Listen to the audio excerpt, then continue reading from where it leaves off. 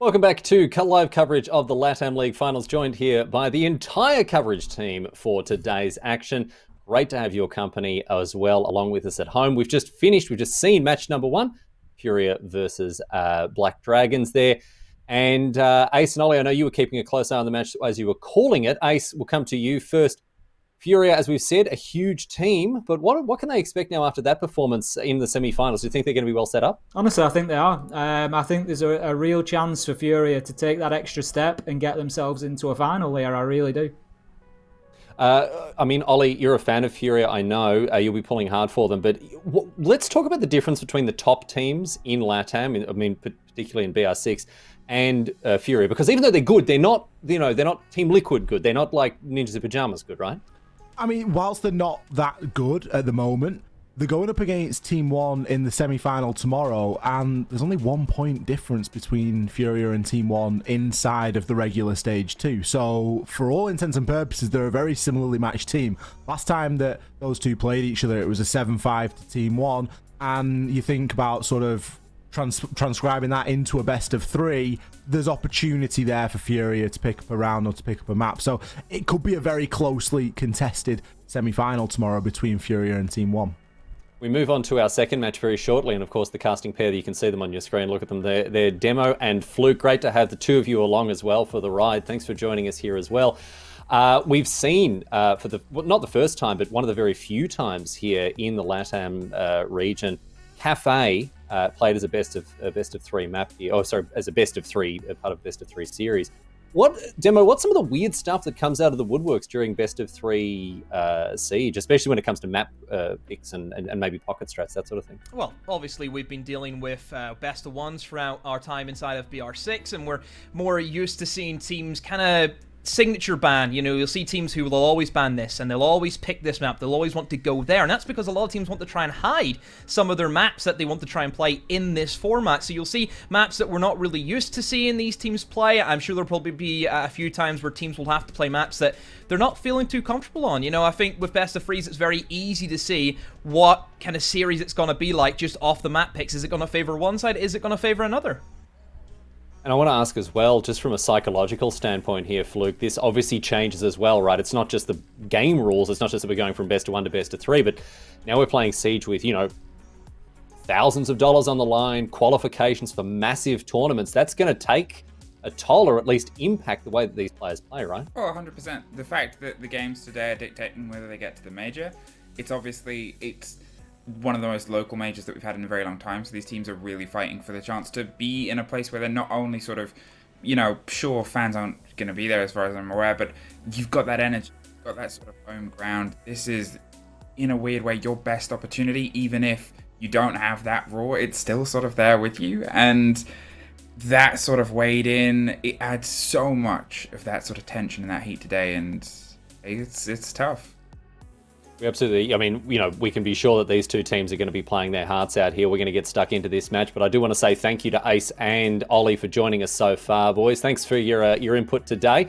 Looking forward to more action tomorrow, of course, and we'll get across that. We do hope the people's company then as well. Anyway, we move on now to our next quarterfinal, which, as we've said, is Team Liquid facing off against Fenix Esports. Now, this is a huge matchup here. For a couple of reasons, Demo. There's quite a few things going on when it comes to this quarterfinal. Not just a spot in the upcoming major, but also the talk of the town at the moment, Fenix. Let's talk about this team and their role, not just in this match, but in this entire tournament. Well, first of all, they are the only side who have made it to this point that isn't from Brazil, which already is a pretty big accomplishment that we see inside of LATAM, is who's going to beat the Brazilians. I think last Copa Elite 6, we had an Argentinian side actually managed to break in. Now we have a Mexican side breaking into that kind of forefront, and it's great to see, obviously, the major being in Mexico. It's going to be massive for these boys. Phoenix going to be thinking, God, we can really represent our country. We can go to our hometown major. You look at how Phoenix have played. Not too shabby, finishing second in their group, beating teams such as FaZe, which was massive for them. They beat Black Dragons, another massive win, and almost were able to beat Team 1. This Phoenix team, you have to respect them. Yeah, it's really, really impressive to see what they've done. But they are coming up against Team Liquid, of course, one of the big teams in the BR6. And I mean, for those of you who don't potentially know this, the Brazilian team does tend to dominate the LATAM league. But Fluke, I want to come back to what you were saying before. This is LATAM home turf, right? Like, we're in the league right now that the next major is going to be held in this home ground. But for Team Fenix, it's an even bigger home ground advantage, as they are themselves Mexican. They have to get past, however, Team Liquid, again, one of the biggest teams in this entire region. It's not easy. It's not in any way easy, and that's always the toughest thing, because it's not even the first time that these two teams have sort of faced in this mantle. It was their final play day, or one of their sort of the nail in the coffin play days for the last time that Fenix were able to get into this situation. Last time they got in much stronger, but then it was in Oregon, and it was a 3-7 that went entirely in Liquid's favour. So I'm curious to see where we sort of end up now that they're in the chance to have a best of 3 instead of the best of 1 in the group stage. Well, let's see where they're going to end up. Demo, let's have a look at the map veto stage here, of course. We're going to see ban, pick, ban, pick, and talk us through exactly what's going on here with these map choices, mate. Okay. So a cafe ban from Liquid. Again, Cafe's very underutilized inside of Brazil. It's a map that we don't see all too often. That's usually a map dominated by North America and Europe. The fact that we haven't seen Liquid instant pick Consulate is a little bit surprising. I always think Consulate goes hand in hand with Liquid. It's always been one of their fortresses, one of their stomping grounds, but they actually went for the Oregon pick. Fenix is taking a big risk with Villa. For me, Villa's always been a very strong map for Liquid. They're always consistent on it. They have a great roam presence that they can really utilize. If you have Nesk popping off on that map, it's a write-off at that stage. I think, looking at it, you have to really hope that Villa is going to go well for Fenix. And even if it gets to that, Riley, I'm seeing a Chalet. That's, again, another dominant map for Liquid. This is going to be very, very, very difficult for Fenix.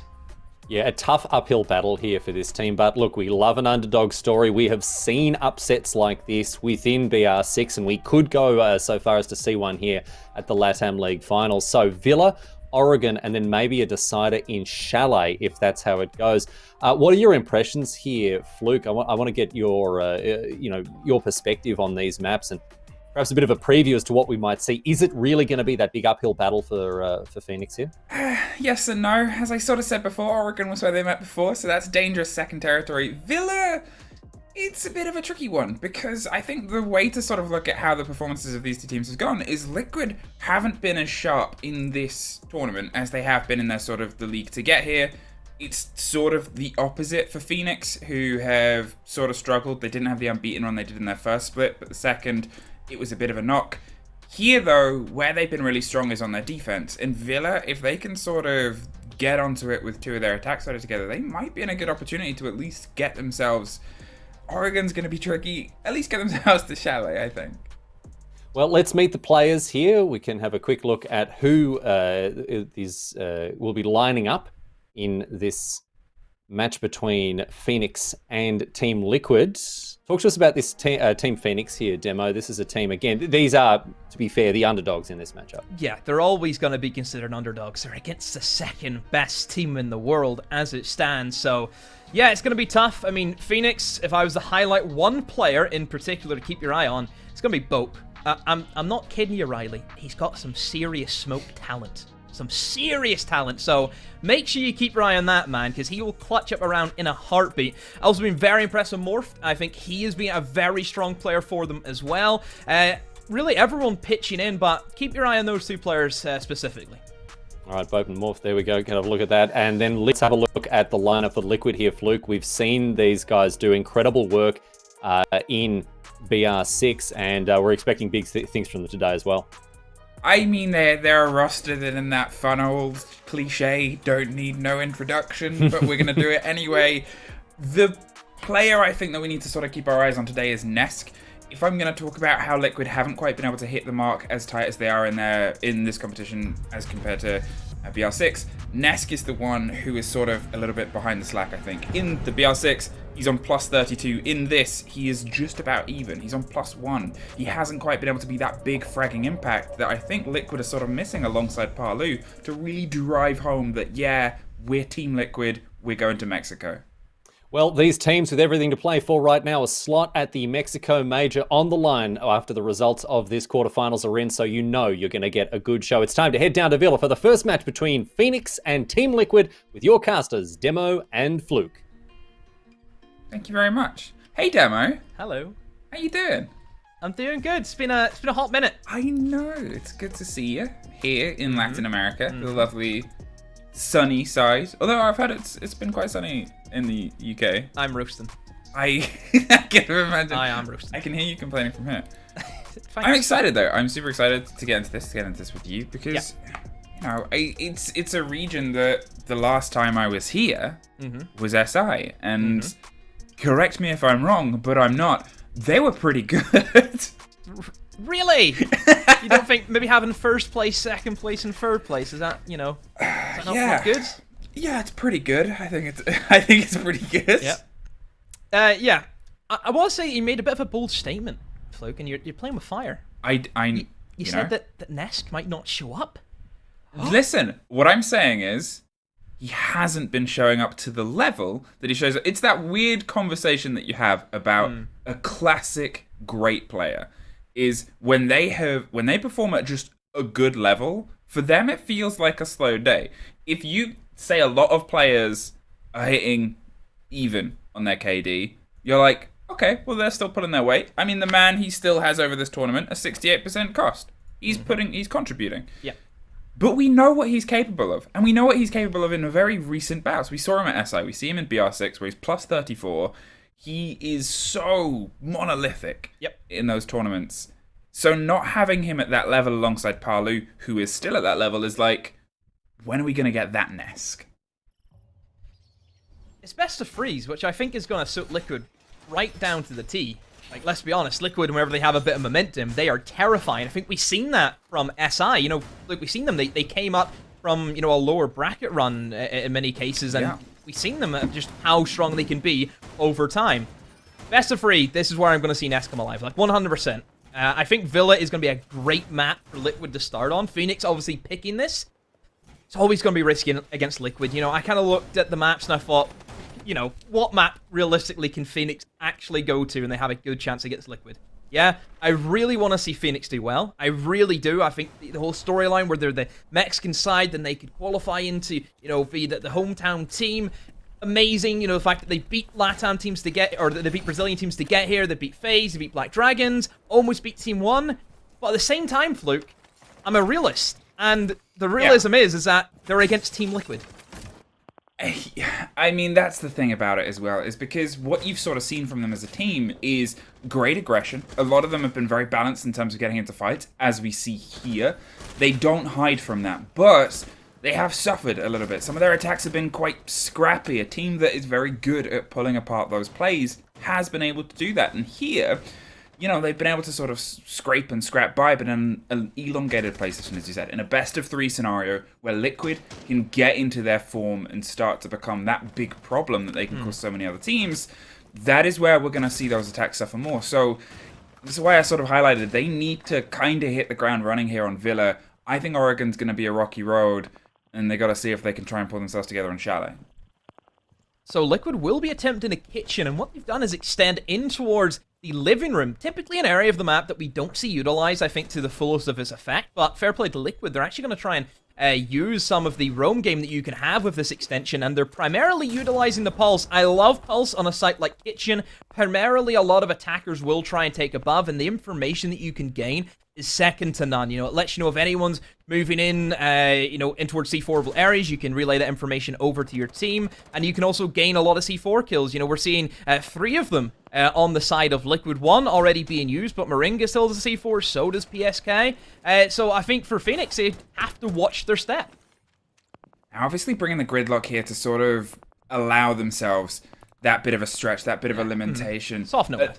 A Nomad ban is apparently a consistent against Fenix. That's something I've learned digging into some of the stats against this team. Yeah, whenever teams are always relying on the kind of flank holds, I think for a team like Liquid, where we know they can have some amazing flank opportunities, eliminating a kind of crutch operator from Fenix is always going to be a great pick. Speaking of picks, first ones do rattle out. It will be a 1-for-1 trade, and now it will be a 4 versus 4. And with 40 seconds to go, Fluke, Fenix are going to have to try and go straight into site via Memorial Room. And here comes Zig. Let's see what he can do with the buck. The C8 will land the headshot on the PSK, and he's directly into the heart of the bomb site. Where Liquid, where can they respond? There's your response, Palu. What a great swing from China. Well, Parlo is digging his way in here. There's one either side, and he doesn't quite know it. It's Pixie who's able to light up on the other side. Moringa has a bit of a run left with Sexy Cake on the top floor. They might not know how isolated this is, but those smoke canisters are already well gone, so he's going to have to get in a confrontation, and he does not expect it. Luxor round the back gets one more, gets the diffuser, and hightails it to the window. Moringa is waiting in bay, drops. No! Pixie swings through what should have almost been a bit of a sure thing, but the prediction came out. Oh, I think the game sense realizing, okay, nobody's in the heart of bomb site, nobody's behind us in the flank.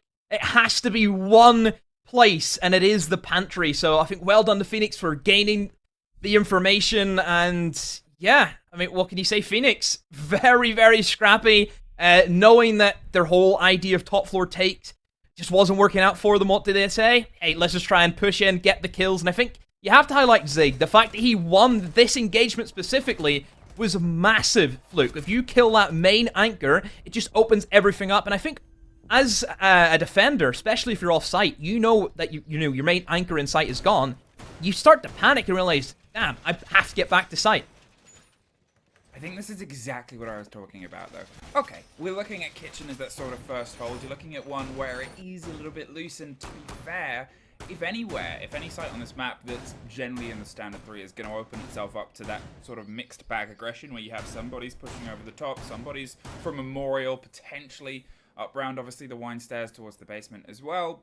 It's that site. But here, how they can try and apply that methodology to a site that is, I would say, a lot more claustrophobic. When you're trying to make your way up via red, you've still generally got to get control of the brown stairs too. You're looking at a bit of elementation. So hitting the ground running, getting some momentum, getting some fierce and force behind them is 100% going to bleed into the energy. You saw it in the cams at the end there. They know how important making sure that they hit this pace is, because, as we sort of talked about, it's only really a matter of time before Liquid find theirs.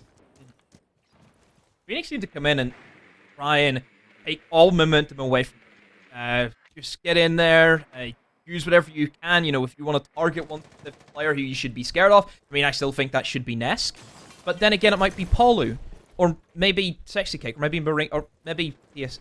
Okay. It's very, very difficult to try and target one specific member of Liquid whenever we know all of them have their insane moments, and that's why they are one of the best teams in the world, because they can all show up at any given time.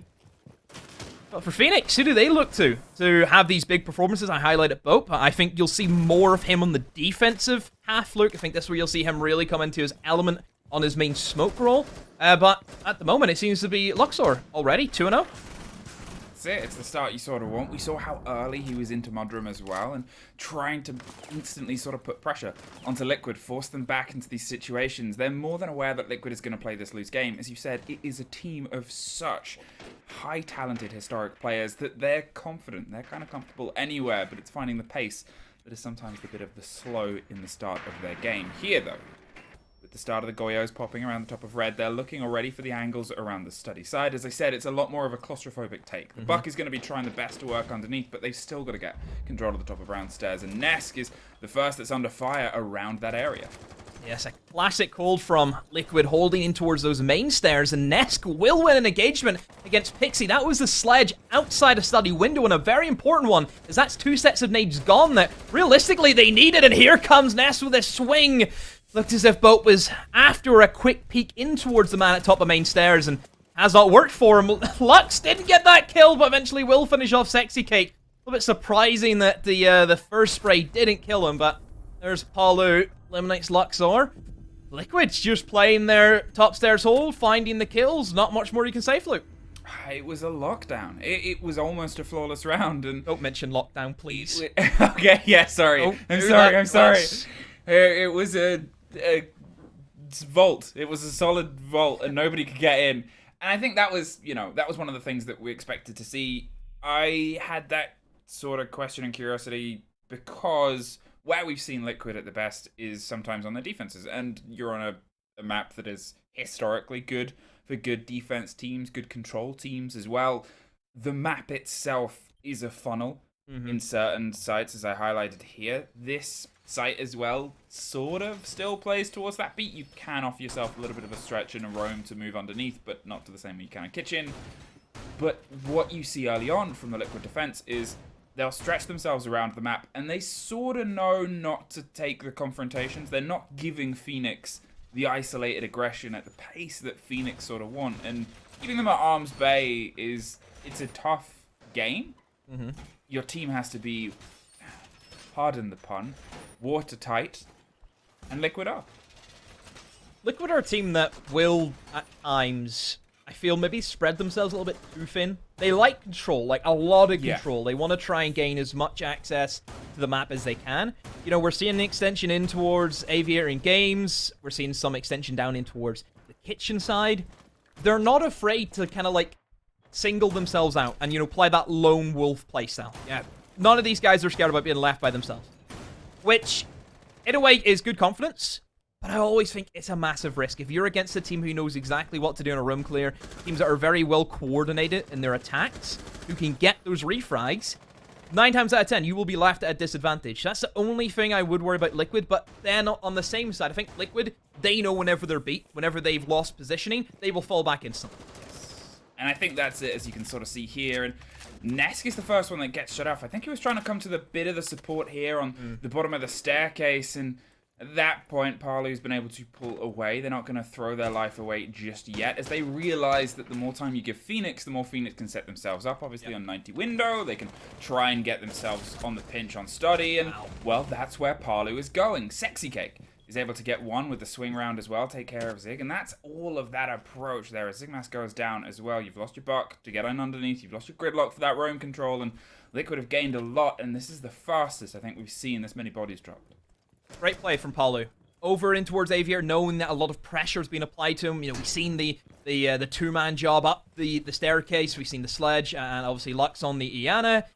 What does he do? He thinks, okay, I need to get out of here. Goes for a swing, manages to find a kill, and immediately falls back. This is the thing with Liquid. Whenever they know they've lost their ground, they will easily fall back to their second positioning. And right now, with a minute 15 to go, Fenix, a man down. There's still a myriad of utility left in the bomb site. There's smokes that they have to go through, C4s they have to go through.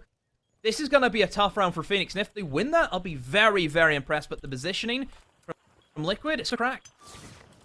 We had the first grenade pop off. Obviously, they don't have a huge amount to be able to burn through those ADSs, but luckily they bought themselves a spare couple of grenades. They're trying to dig their way through onto those Goyo shields. They want to try and minimize the direct swing, the hold that you can otherwise have on what is, again, this sort of dangerous rectangles. As they drive their way up towards the trophy room, they're looking for Palu behind the bomb chassis, who might not know that one's already slipped to the other side of the door, but he sure does now. The trade of the C4 picks up one more as they look for the crossfire. Bope went to stick it for a second, but they didn't quite have the solidity they needed. Moringa, well, he had a bit of the attention, but PSK is the one that commanded it all.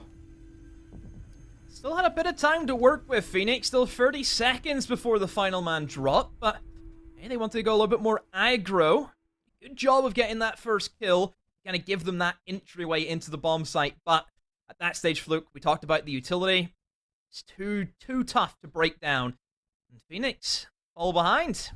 2-1 Liquid. It is always sort of, I guess, going to be a bit of a back and forth. But to be fair, if we're looking at how the story we expected it to go, they're still the underdog team. There's no two ways about Fenix in this sort of competition.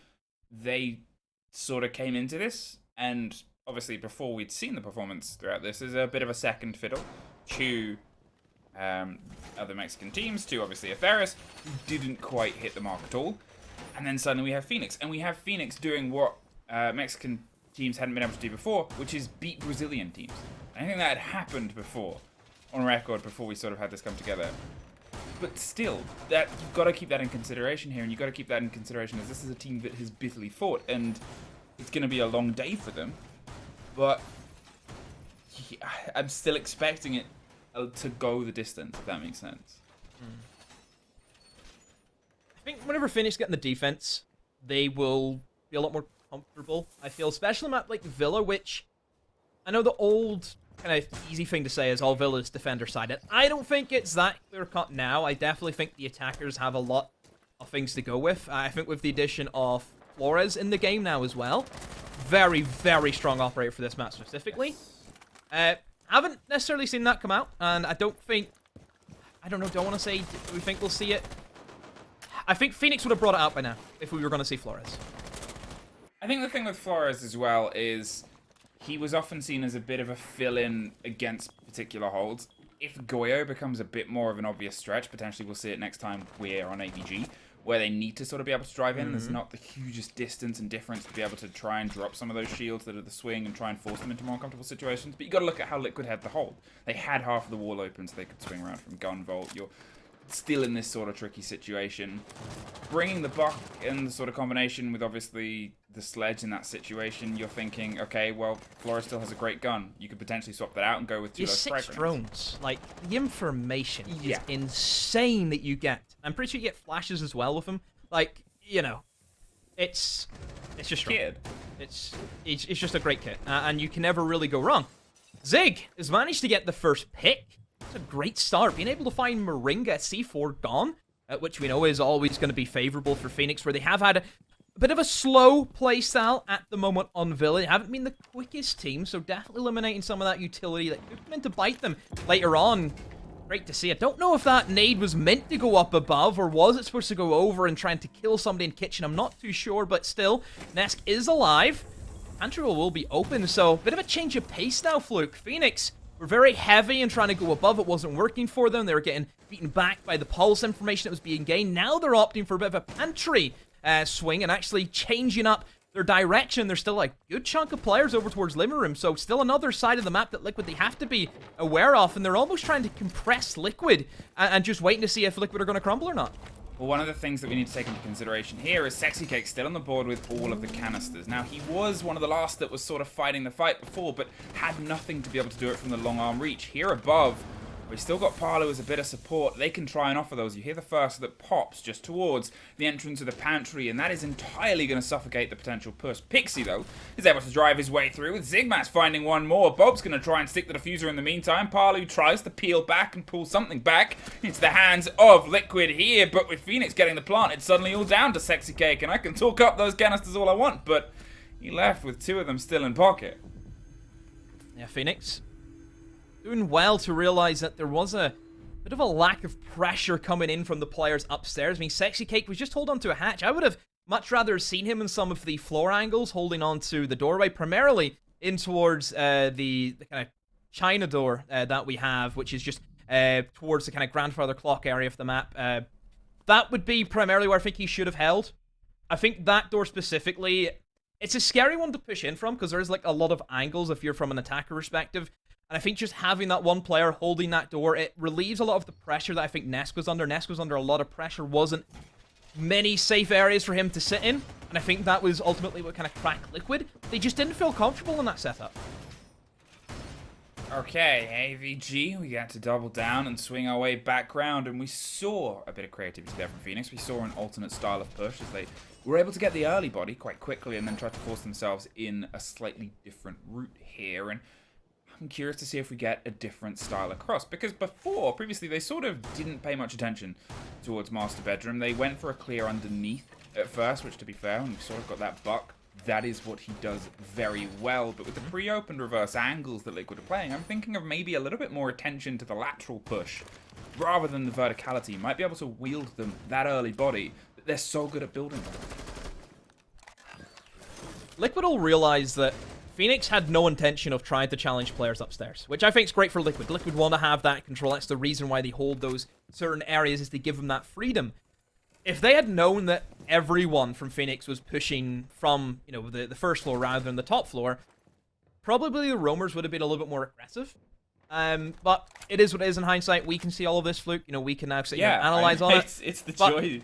Yeah, in the heat of the moment, you know, you give them the benefit of the doubt. I feel for Liquid now that in this bomb site, they will realize that, hey, Fenix have not been too strong at holding this one in terms of the main stairs, so they'll probably try and change up their playstyle. And that's exactly what Fenix are doing. They're changing up once again. This time they're pushing in from the Astro side of things in towards Stature. Liquid are onto that straight away. Unfortunately, they have lost Nesk, who was just looking the wrong way. He was hoping that somebody would come up from the bottom floor, holding onto the hatch, but nope, just directly into bathroom and gives himself up quite easily. And that's the Wamai, a great pick if you think about it. I know it's, Wamai not the flashiest of operators that we think about Fluke, but the gadget, the Wamai discs, getting rid of him very early on, it means that you don't have to deal with any more utility being tossed about. Yeah, it's always that trade, is you look at operators that get more powerful as the time goes on, you look at them sort of in the situation of you kind of don't want them to be that early aggressor. And to be fair, Nesk was able to get a pretty solid take with that gun, but when those positions are being stressed, I think that's one of the most fascinating things about Fenix. In terms of who is getting into engagements, it's kind of all of them. All of them are running with really good, really aggressive KDs. All of them are quite sharp. You never really know where the first blow is gonna come from the claw of this clawed bird, as Fenix sort of swoops every angle at once. And it's a loss, sure, but it's a very tough one to predict against. Vault wall is going to be open, and Sexy Cake walks right past the gridlock mines and manages to shoot her right in the dome. Sexy Cake just tanks it. I mean, fair play. The nerves of steel to go for that play, but it's worked out for him. And Fenix, they've opened up their vault wall. That's a great stand for them, but now they're actually going to rotate 2 players towards Study. Is that the greatest play? There is still a myriad of utility being held towards that main stairs. They did not eliminate the player at top main. He still has his shield, and Paul Luke can go crazy with a shotgun. Unfortunately, will be eliminated, though, as Bope is pushed in via Study, and a swing comes in from Sexy Cake, but he gets denied. A lot of pressure on PSK as it's just him, a 1 versus 3. Phoenix are in. They're trying to plant this diffuser. Can they get it down in time? A great angle being held by Bope. And that's enough to give the cover over. Phoenix, I was worried for them for a minute, Fluke, but the sheer gun skill has seen them over the line.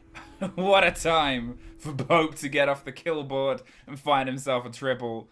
What a way to build behind what was, I guess, a bit of a surprise strike, because you sort of called it, rotating over to Study, picking up the attack when you suffered with the diffuser cold on the staircase, where you know that they have this presence. It's such a big sort of risk. It's such a gamble and a gambit, and here, as I sort of highlighted at the beginning, I guess that lack of knowledge of knowing where Fenix is going to go next, that almost ferocity, that feral nature, is playing very well on a map where I guess expectations are kind of being thrown out the window here. And they've got themselves a guaranteed even split on their attacks here, which, as I said at the start, is a fantastic lead-in.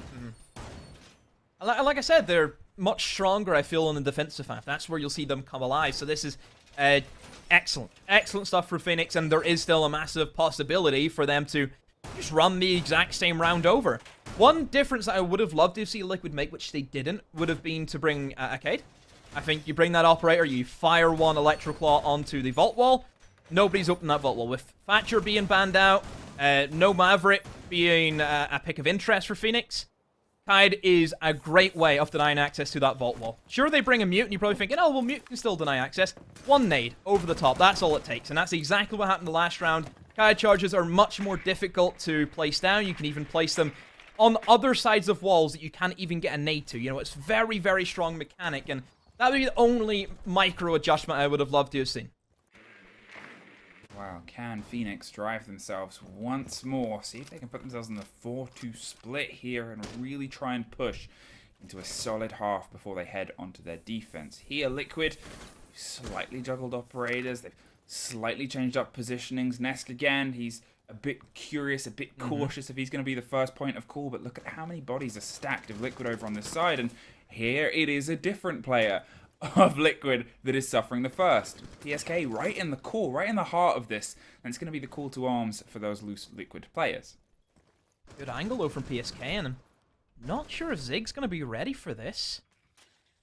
Let's see, nope, just decides to back off, and PSK gets droned out. PSK still happy enough to hold on to red stairs as long as he can. Liquid, of course, having that control statue, which is where Fenix tried to attack from the last time. And I think because Fenix have noticed that, yeah, there's a lot more utility being placed over towards statue, maybe we should try our main stairs take again, which they did struggle with the first time they attacked this, which is the only worry. But Liquids, of course, being able to extend over towards statue, now they don't have as much pressure being applied to this side of the map.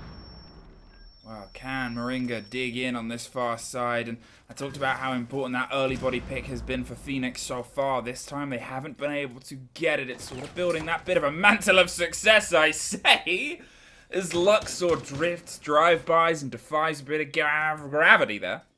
Is able to take that early body. Now that puts a lot of pressure onto Moringa, who's holding himself in quite close behind the Goyo shield. That gets popped. He's in a very tight and warm situation, and they're waiting for, I guess, just a little bit more intel before they try and pull themselves back. Great pick that I think Lux have been able to do consistently as well. This entire map so far is just find those opening picks, get those big players out of the way, and certainly PSK on that Jaeger, trying to play those vertical angles. It's always going to be a great one. Nesk, again, the aggressive nature that this man has right now, Fluke, is second to none, and it's paid off for him again. That's twice he's dropped the diffuser carrier, but that absolute flood of bodies up through a smoke there, it's done a huge amount of damage. That does a little bit more. There is one very important kill there for Sexy Cake. Has the C4 in pocket, can deploy some of that damage, and is looking to try that with only 10 seconds left. You may as well at this point. Throws it a bit premature though, and you can see the bit of the spread. Parlu loses the fight on the backside. Isolates Sexy Cake in the middle, who gets the diffuser carrier, drop to the ground! And Liquid get themselves the even half. Sexy Cake. Wow. Wow, wow, wow. Was worried. He kind of mistimed the C4. I was sitting there thinking C4, a couple of seconds to go. Easy 2Ps. We see those happen time after time from this man. But just missed it. But then still makes up with 2 kills. Didn't even need the C4. Just uses the Vector to great ability. Lux, very, very unfortunate to not just have the bit of time because, Sexy Cake was in a very predictable angle. Definitely winnable. If Lux had an extra 2 seconds, we could have been sat here at a 4-2 split, but just as the time has ran out, Liquid have redeemed themselves at least. Even split on Villa, which I think is kind of the norm these days. They dig in, they find some necessary energy before the turn of the half, because if they found themselves on the back foot there, that was Fenix's to clutch out, and sure, you are the expected victors of this game, but you cannot let that slip away, because Fenix have already proven that they're here for a fight, and they're going to make sure that you are well aware of that. Now, can you structure yourselves on your attacks and try and put some pressure here onto the map that is otherwise obviously theirs, and drive towards Oregon, which is, for, as I said, historically, Liquid, kind of theirs to take away. I see a fun operator. I like to call these fun picks. Fun Luke, picks. And that's morphed on the Alibi. She's about to get 1.5. very soon. Yes. That's going to be good. But not yet, which yet. I think is the main thing. It's early. It's early. Yeah. Alibi is an intriguing operator. I think her kit, very, very strong. The MX4 Storm, great weapon. Has the impact, has the shotgun. Great for site setup. Shield is being chosen by Morph. But I feel the gadget is still the weakest part. Definitely up there with one of the weakest gadgets in competitive for the defense. And that's where I think other operators might be, better picks. Because you're essentially relying on this player getting kills and only kills, which is never the most consistent thing. And I don't think a fair thing to do to any player. No, it's that sort of weird balance of, okay, well, what do we sort of build here? Goodbye.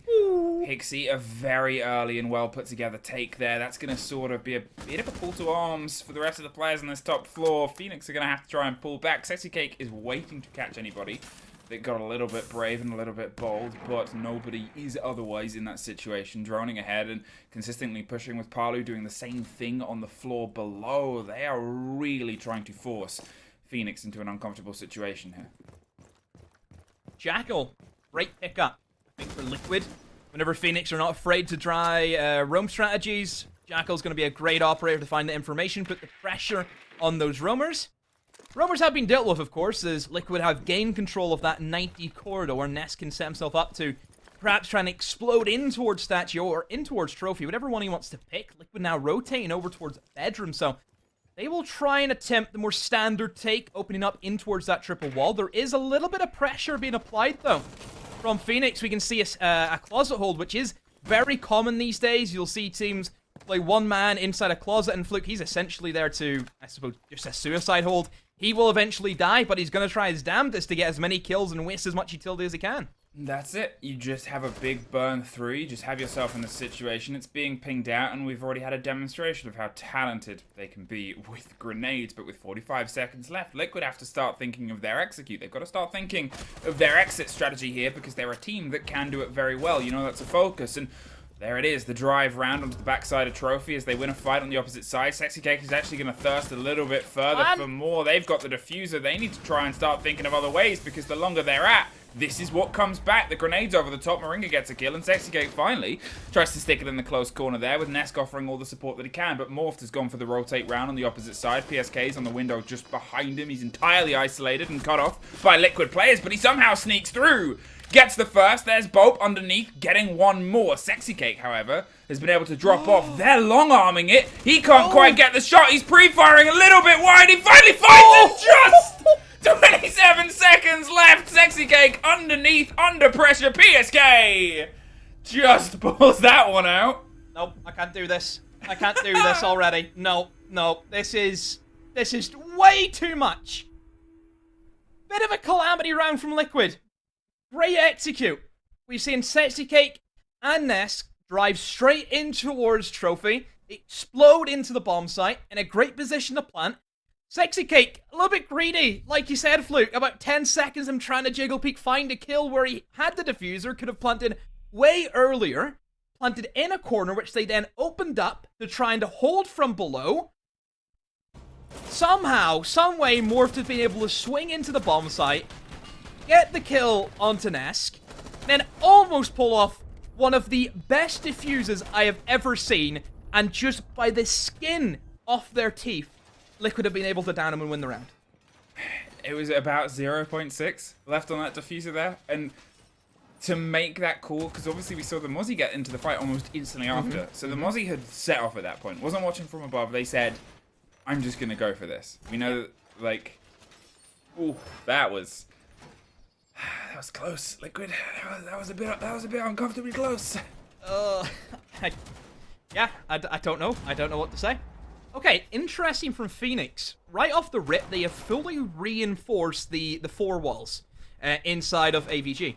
Usually the ones inside of Aviator, the right side is usually open, and then something like a deployable shield is placed on the vault door, and then you can kind of have an aggressive peek, and it stops anyone rushing in for a study. They fully reinforced that. So if Liquid wanted to go just for a standard study take, they could do that extremely easily. Which, you know, I always think if teams want to play a little more safe, then sure, reinforce it up. But with how easy it is to play that bomb site from, like, outside the study window, it's always risky, in my opinion. Wow, Liquid, you've been able to drive yourself into the lead, but so did Fenix on their opening attack, and from then we found ourselves at the end of an even split. So, can you do the seemingly undoable and get a buffer of a round, get a second in a row? Nesk sees a body that was potentially going to swing around as the pings come out. They're actually able to slip away. Morphed on the Kaid finds themselves in a semblance of safety and pulls themselves further and further back before more pressure came towards the capitalization on them.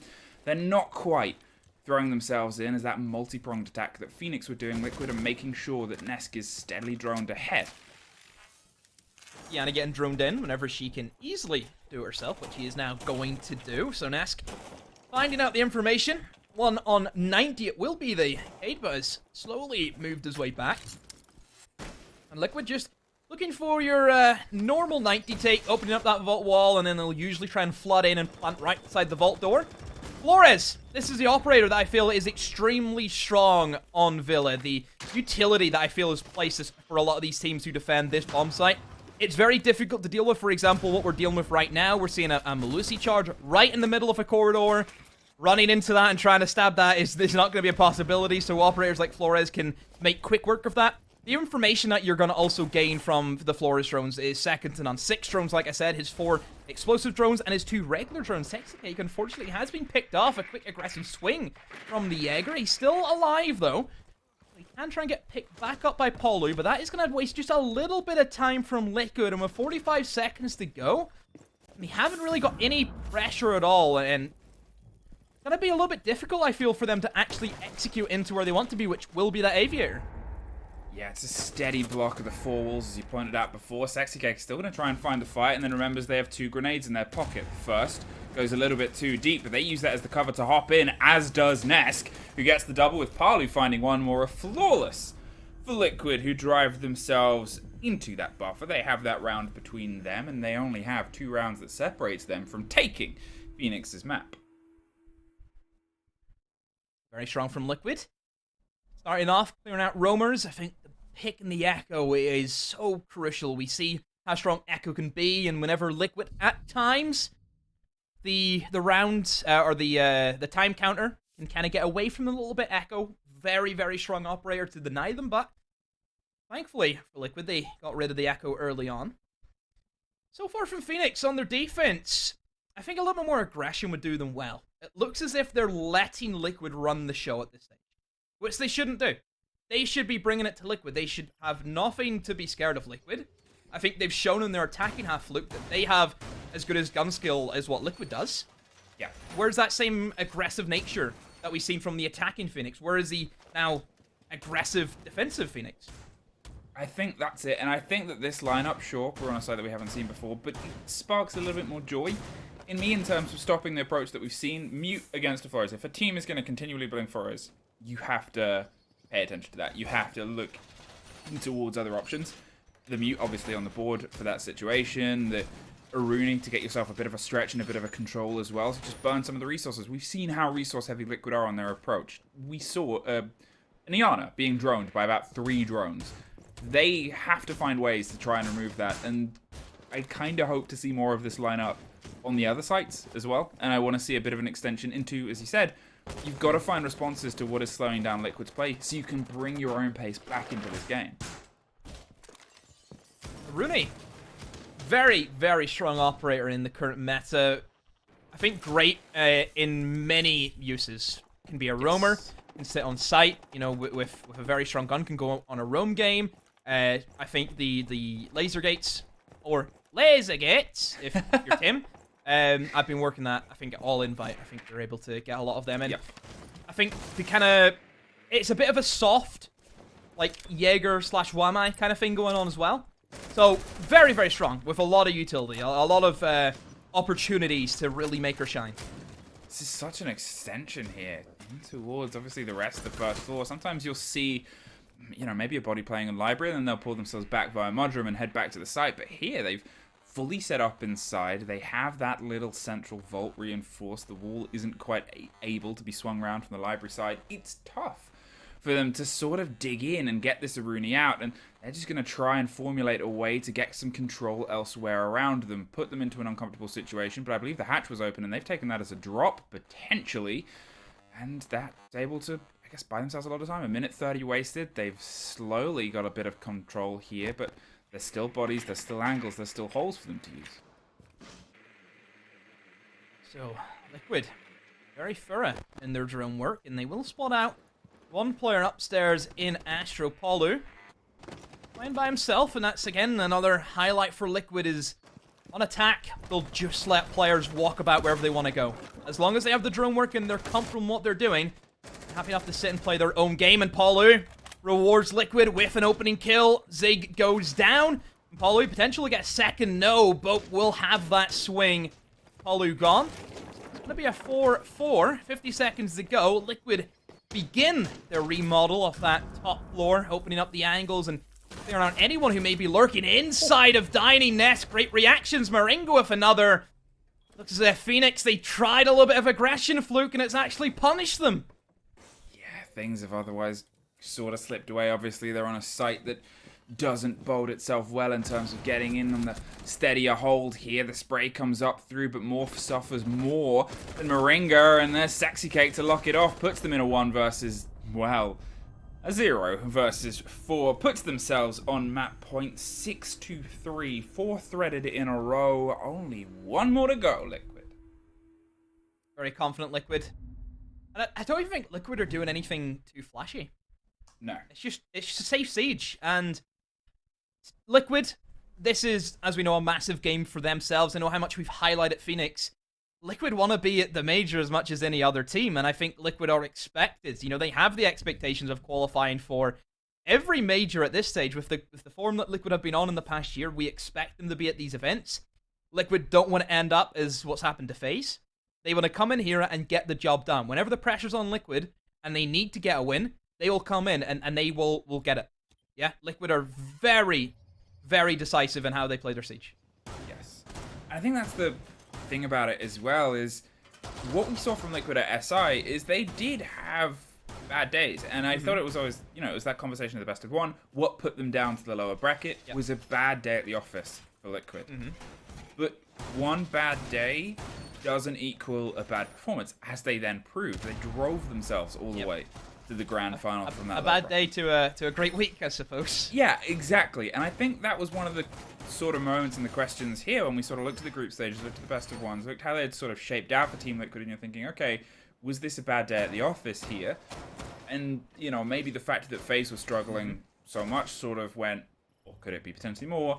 This opening map proves, no, this is still potentially shaping up to be a great week for them. Yeah. I've said it before. Look, we can sit here and analyze and how good somebody has been over the past 2 years, how consistent they've been. I don't care. If you don't show up on the day, you don't show up, and that is all that matters. Yes. That is it. If Liquid didn't show up a day, oh well, they didn't show up. Now they're showing up. They're winning their current match, 6-3 against Fenix.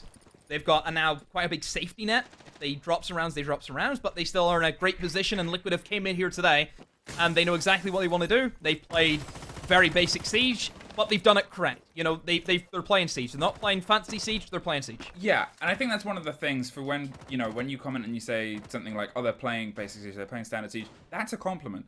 Because that's your fundamentals. You've always got to have the fundamentals of whatever game, whether you're playing a sports, esports, whatever. The fundamentals are the crux and the nature. Your gun skill, your communication, your coordination, your ability to drone and get intel and utilize that against your opponents. That's the nature of the beast, and then people get on top of that. But if a team is so good at the fundamentals, if they're so good at running those drills, they can play that game and find success behind it.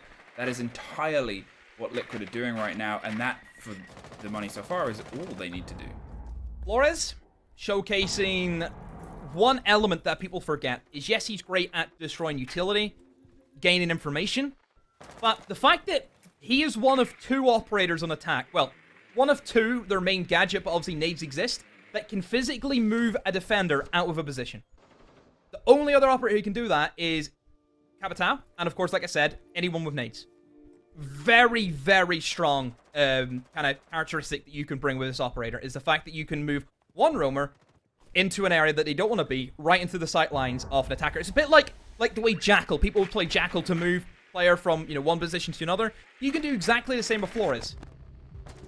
Wow, there's a bit of a confrontation right on the cover. You said that closet was the place where people sort of go to die, and they're digging in on that principles. Obviously, Bope's gone, Ness get 2, an early engagement that's sort of gone away from them, but talk of a player that's sort of stepped up here. Might not know about the body inside the bath, holding the close angle. They're ready to hop round and go for the spray. There it is, Sexy Cake finds one more, 13-4. They have been such a driving force, and sure, there may have been a situation earlier where they went for a couple of kills and didn't go for the plant itself, but here, well, they're trying to make sure that they can live behind that. The quick push past, Palu finds one, the skeleton key opens the heart of another. It's another 4 versus 1, but it doesn't last as long as the others didn't. 2 Liquid take the first map and put themselves up ready for the second. Another round where Liquid plays as basic as what we see from anywhere. Simply taking in towards bedroom, a bit of pressure towards red. They find their kills, and they find their map win. Villa goes in favor of Liquid. Fenix really struggling on the defense, where I thought this is where they would rise to expectations. Yeah, and I think that's a bit of a worry right now. That's that little bit of a situation where, for what we've highlighted about them and what was so good about their game before, was their defenses, and was how creatively aggressive they could be on it. Villa, to be fair, it's a steady map, but it was the map that they chose. So you're thinking, okay, well, they know that they can be good on their defenses. Can they utilize the space? Oregon can give room to good, aggressive defenders, but what we've seen today from them hasn't been their best so far. So they've got to have a heck of a team talk before we head into map 2. Yeah, Oregon, I feel a map that everyone can play, a bit like Clubhouse. It's been kind of integrated into Siege history as being, one of the easiest maps to learn, one of the oldest maps in competitive, of course, that we have. And Oregon, I think, again, Liquid, very, very strong map for them. It's worrying, I think, is Oregon, based on the result we had last time. I think we're ready now to bring Riley back in, as we'll have a little chat with him. And Riley, let's flip the table. What did you think of that match? Look, obviously, in Australia we love an underdog story, and I'm no different to people who enjoy seeing someone get up and about when you're not expecting huge things from them. And I was really getting behind Fenix early on. It looked like they came to play some red hot Siege, but I don't know what happened. I guess just after the first half, splitting at 3-3 was a great result from early, I think, but the momentum just kind of tailed off there, and Liquid ran away with the game. Look, I hope Fenix can rally. I hope they can pull something together, and I hope I hope they force the third map at least, just for entertainment's sake more than anything else. But Liquid, as we've said, have come to play. They've come to get the job done after a couple of the old collywobbles during the group stages, and they really do seem to be putting on a performance so far. Looks like we've got some highlights here to show you from what we've just seen. We're going to take a quick break and get ready for our second map here, so don't go anywhere. Plenty more Siege coming up.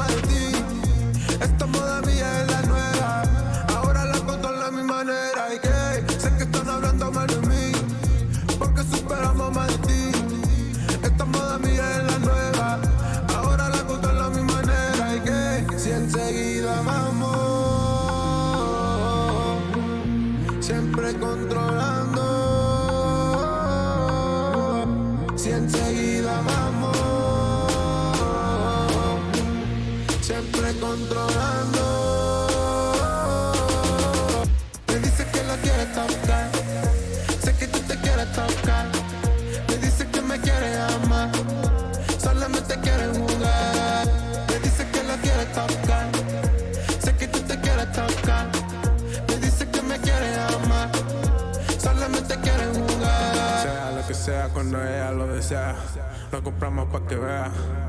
Ve acá, ven acá, dime lo que sea. Lo compramos pa' que vea.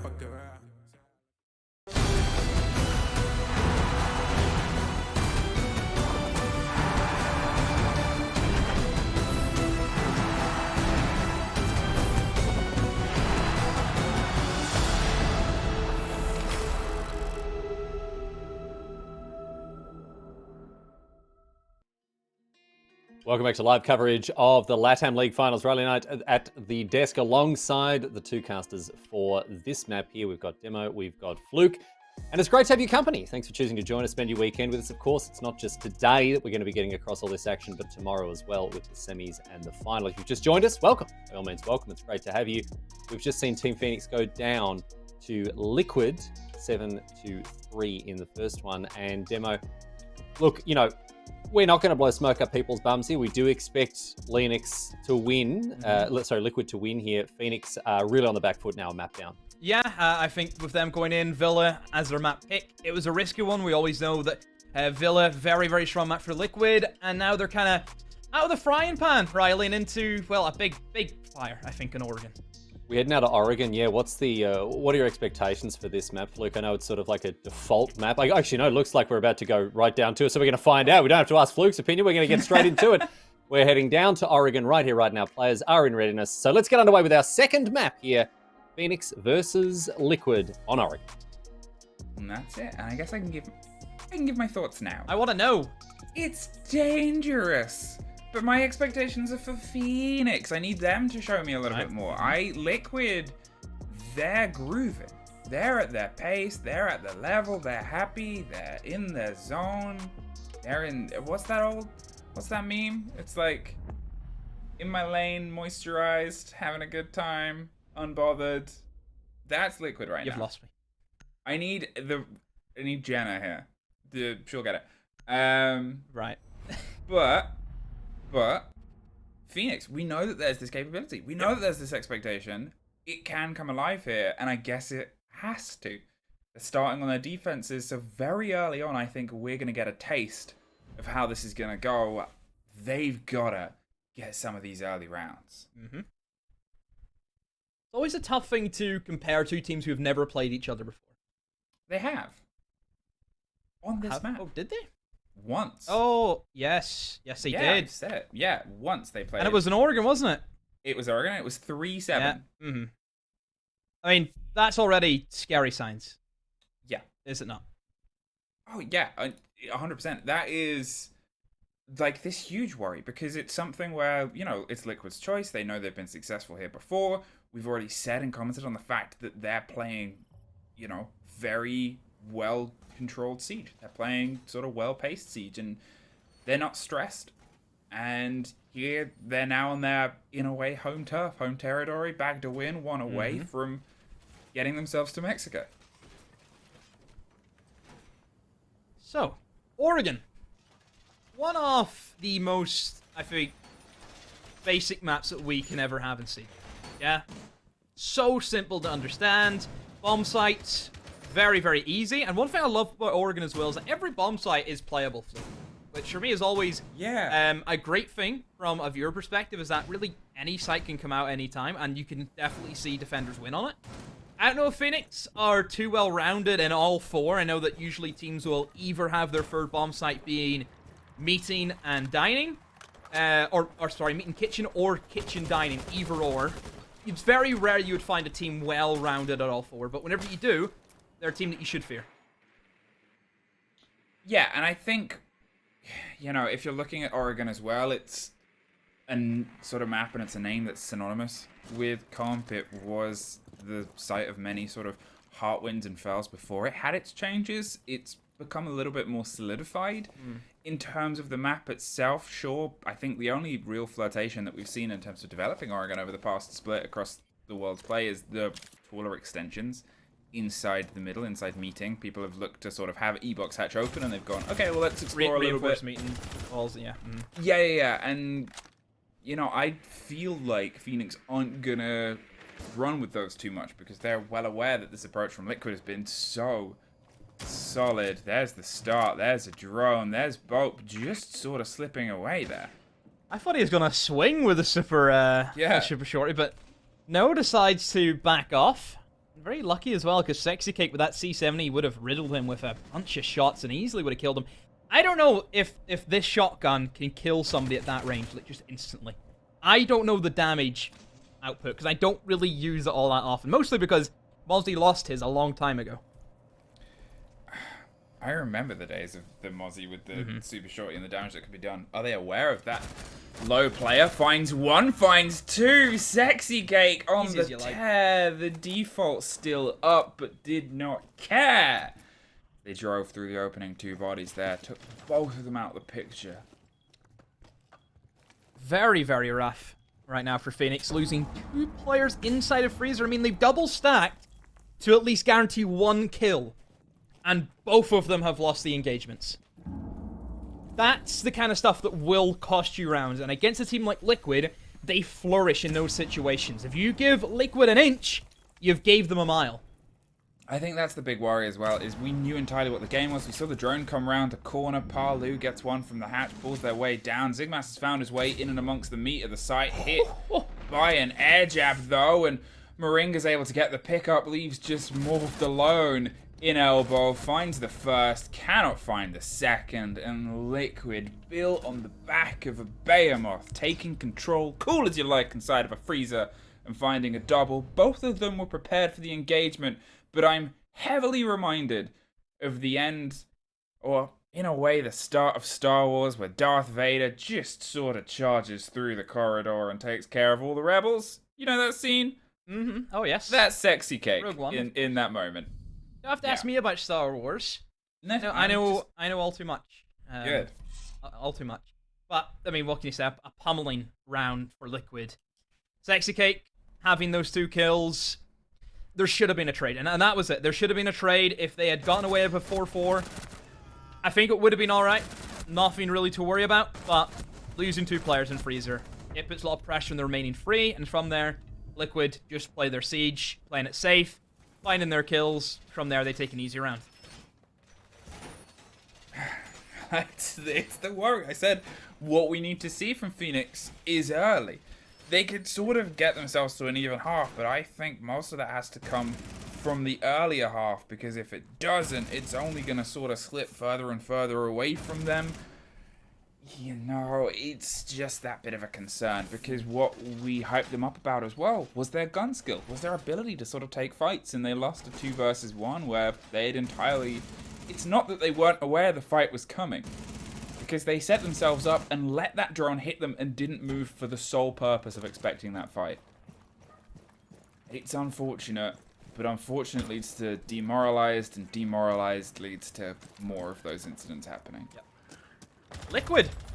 Gonna be bringing a Capitao. Sexy Cake. Switching up his operator choice. Capitao. I think strong. It's a strong operator, but pretty underpicked, I feel, in the current meta. I think that the gadget is very, very strong, but there has to be a specific time where he can be used. And whenever he is used effectively in the right scenarios, it will give you guaranteed kills. Yeah.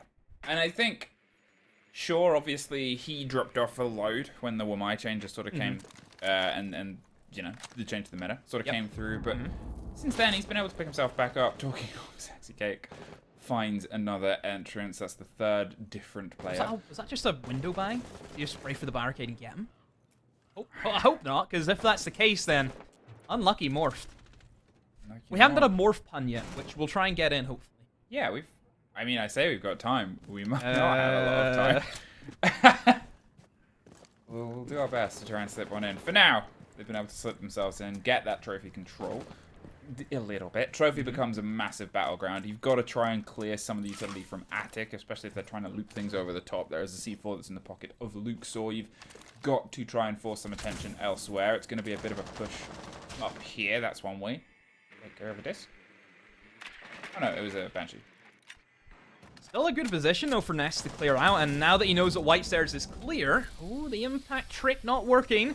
Next Carouses will be opened up, but yeah, like I said, that White Stairs is going to give Nesk a free ticket right up to be able to get a kill onto Bope, and again, Nesk easily drops back, and he's just going to wait for the rest of his team to get in position, and then they're all going to strike at one time. This is the thing about this bomb site for kids, is if you don't have that early control, and you don't have that man advantage from a defensive perspective, there are way too many angles that you just cannot watch all at the same time. You know, looking at the take right now for Liquid, we're having one push up White Stairs, we're having Trophy Door be pressured, we're going to have the Breach be pressured, looks to be a rotate over to maybe double window, maybe the kids repel, looks to be a kids repel. So many angles now that Fenix have to worry about, and there's no way they're going to deal with all of them. Well, there's a Capitao that gets caught out by the discs. Nesk is trying to find the head behind the chassis. What a bit of a glory run by Luxor. Slips past somehow.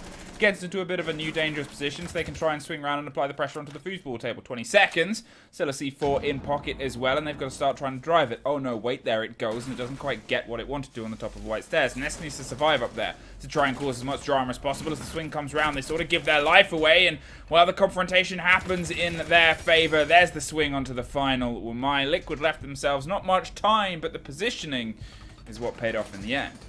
Yeah, Paulo, I think rotating the double window was a great play.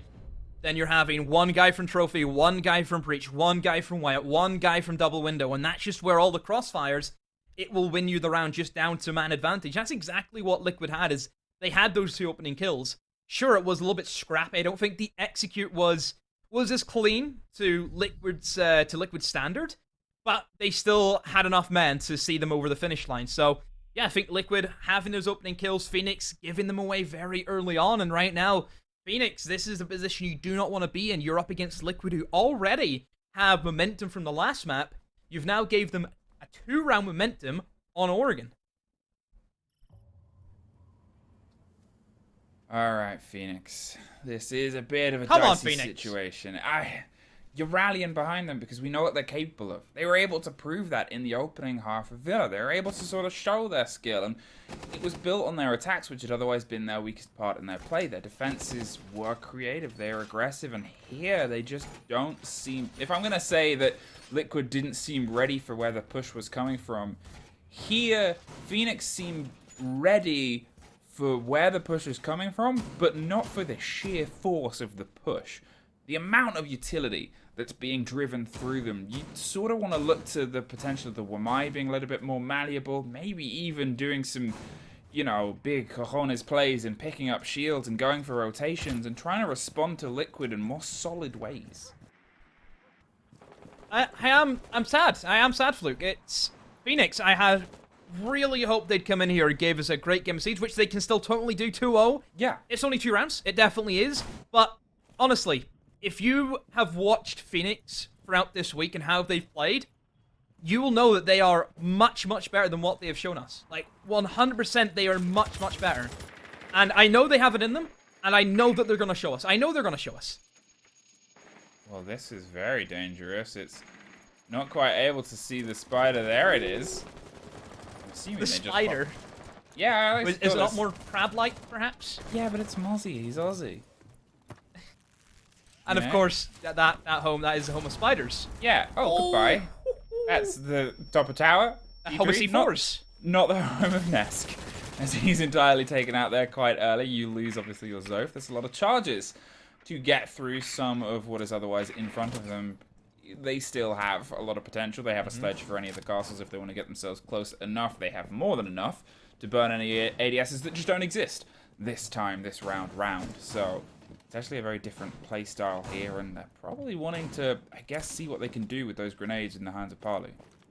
That was the response that we wanted, Fluke, from Fenix, is a little bit more aggression. Have that opening pick, and they've got that opening pick, a very strong one. It's Nesk, who has been a very strong performer for Liquid in this series, so you have to give credit to how they've been able to go out of their way and know the kind of route, I think, of how Liquid were going to take that big tower, so they've clearly done their research and know what Liquid they like to go for on their primary, like, big tower side attack, where they'll take in towards big tower, move their way across to meeting, and then finally execute down onto the bomb site. This is going to be a blue take, so it's going to be a little bit more difficult for Liquid to take control of blue, take control of elbow and pillar, but they'll have a much easier time with an execute. Whereas Freezer take, which is what they went for last time, it's a lot more difficult to execute on, but very easy to gain control, which I think is what Sexagate showed us the last time they attacked this.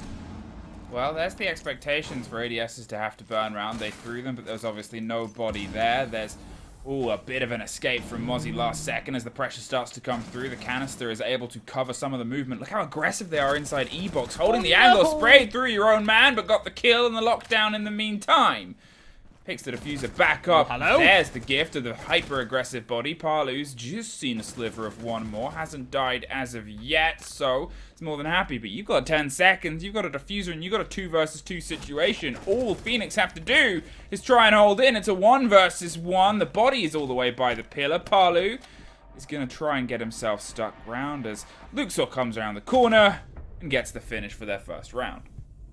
Fenix respond their first round in quite a while in this series. They win it just by the skin off the clock. But I think, Luke, Fenix have showed us that if they have the opening pick, Liquid, they don't have that man advantage that they just steamroll.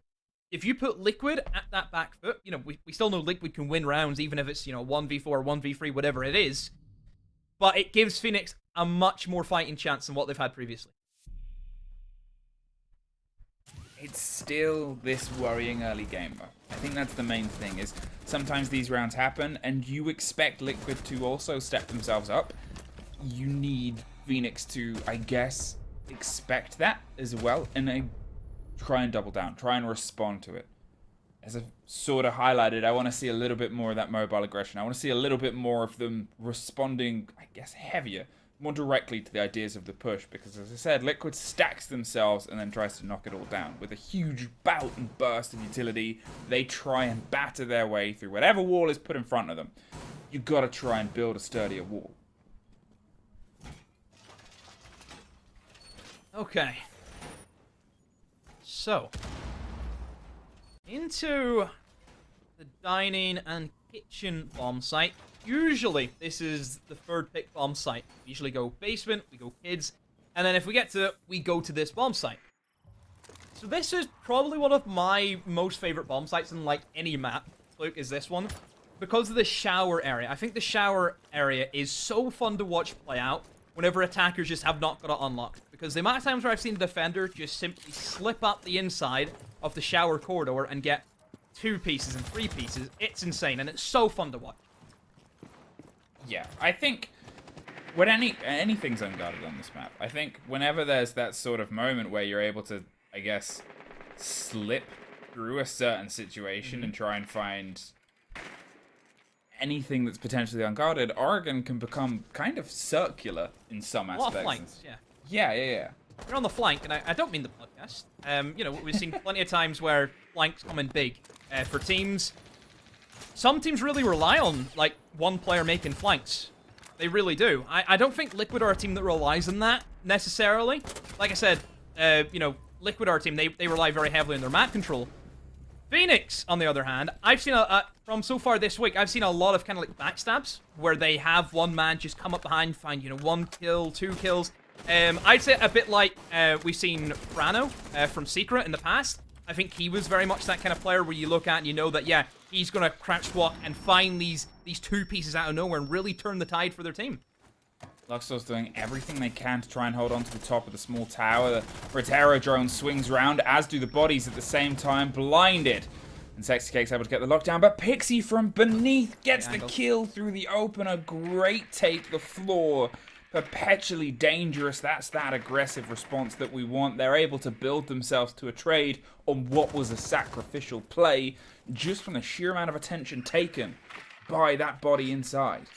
This has been a perfect round so far from Fenix. You're playing small tower, people will die. That's a guarantee. It's very similar to what we talked about on Villa inside a closet. You are placing players there to get kills, waste time, and waste utility, but more or less, they themselves will probably likely die after hopefully they've done all of that.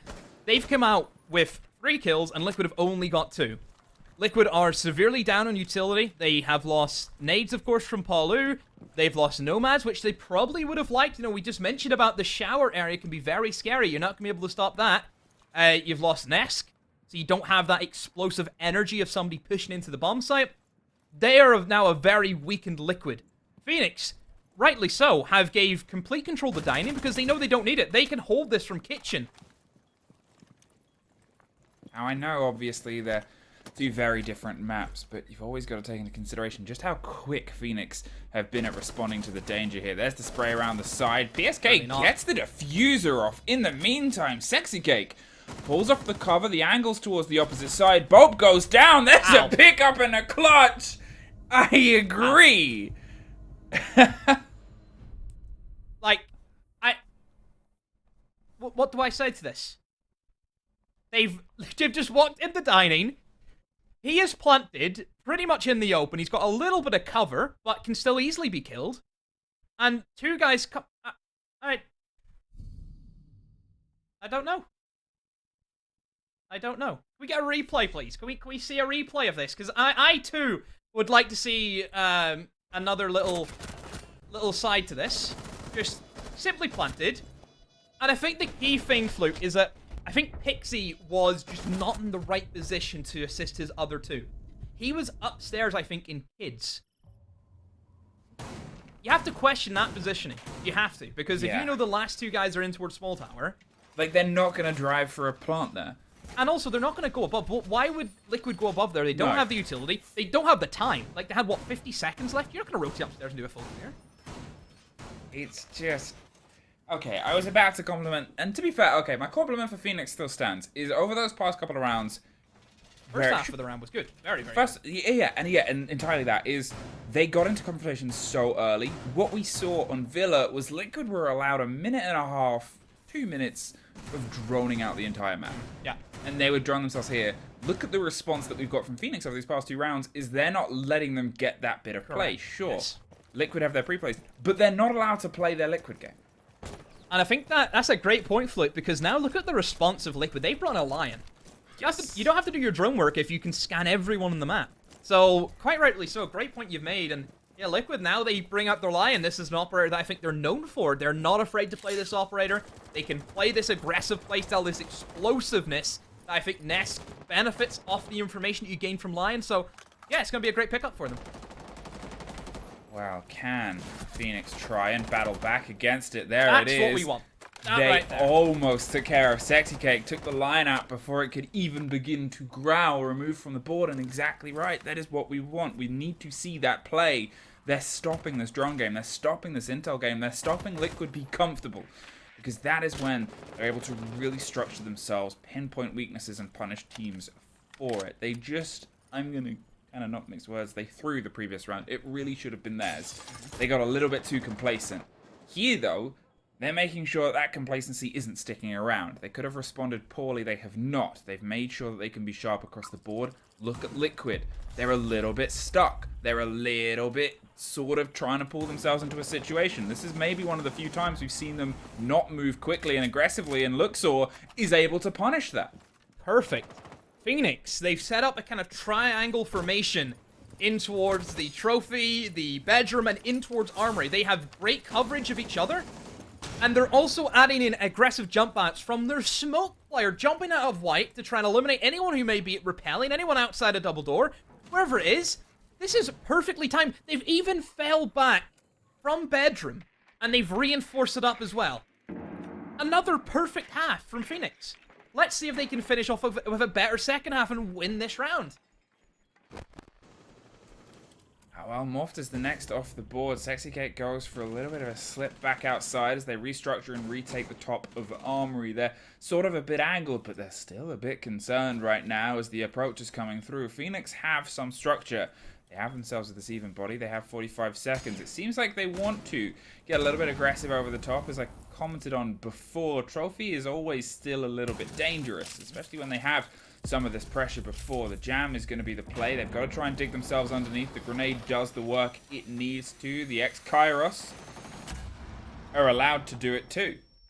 Yeah, and now Liquid, they have 20 seconds to pull off this execute, and if they have not droned out Bope, he is in a very dangerous position for Fenix. Paulie will try and make his way up white stairs. Is he ready for the man blow? It will be Luxor. Bope has been eliminated by PSK, and Sexy with another, but from below, Luxor has won that crucial engagement, and now PSK all by his lonesome walks in. Both players stacked up onto white, but he's out of time. Fenix respond. They hold on to that round. They done so well in that opening half to waste the time, and we can see Liquid, whenever that clock is against them, they just cannot formulate their great executes that we know them that they have. Okay, Phoenix, this is what we wanted to see. This is the good sort of product. You're putting the spanner in the works of Liquid and forcing them to not be able to play the cool, calm, collected siege that they're able to run rampant with on Villa. This is that energy, that spark of life that might bring you ever closer towards being able to battle back into this best of 3 series and take yourself over to the third map. One more round to get yourself another even split, this time with the momentum in your pockets rather than your opponents, but you're not there yet. We've seen a pull back away from the Lion. They've gone back to what they thought was going to work before. They're looking down towards the basement, which has otherwise been 2 different takes, one successful, one not so much.